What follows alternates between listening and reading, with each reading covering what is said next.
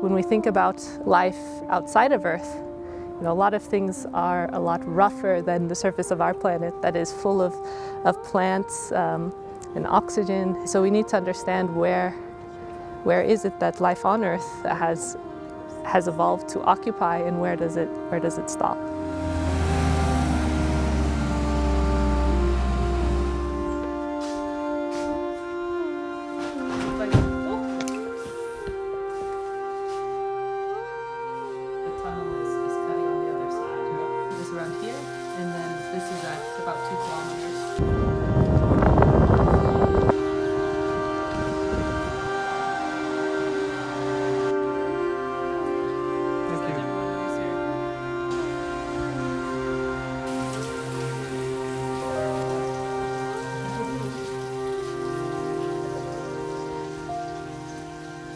So I wanted to stop here because this is a new installation that we made at this point. So this site also was having this really rich biofilm growing on the tunnel wall. So lots of microbes that were coming from the water and colonizing the rock.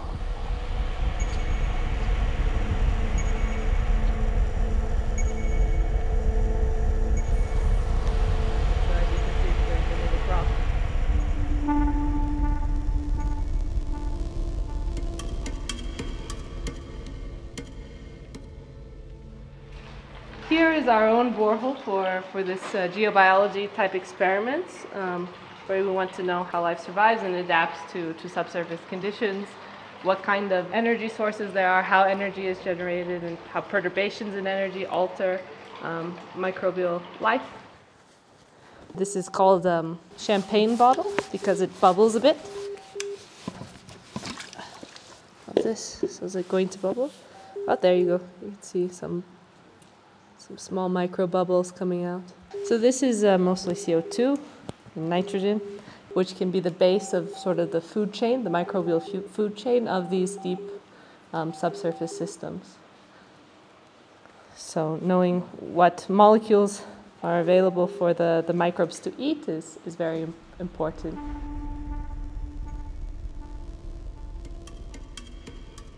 The microbes themselves could be something that have been living underground for extended periods of time, on the order of thousands or tens of thousands of years. In other sites we've looked at, the microbes in the fluids can be the order of hundreds of millions to billions of years old.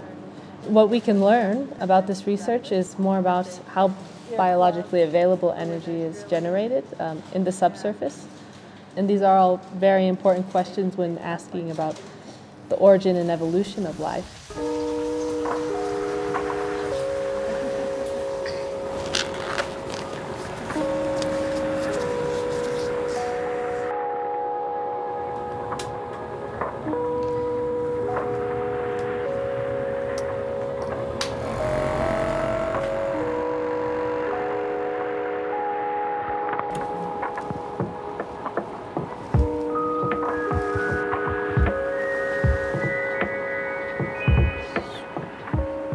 So the only things that are lighting up are things with DNA. So these green dots are all the cells.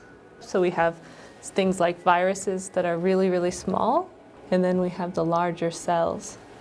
So what we can extrapolate from this is how fast organisms are growing. Something like E. coli, which is a very common type of bacteria, can double every 20 minutes. But things that live deep underground in ancient waters, those cells may grow much more slowly and only double every 1,000 or 10,000 years. By just having two ingredients, water and rock, there's fuels and oxidants that life can take advantage of to survive.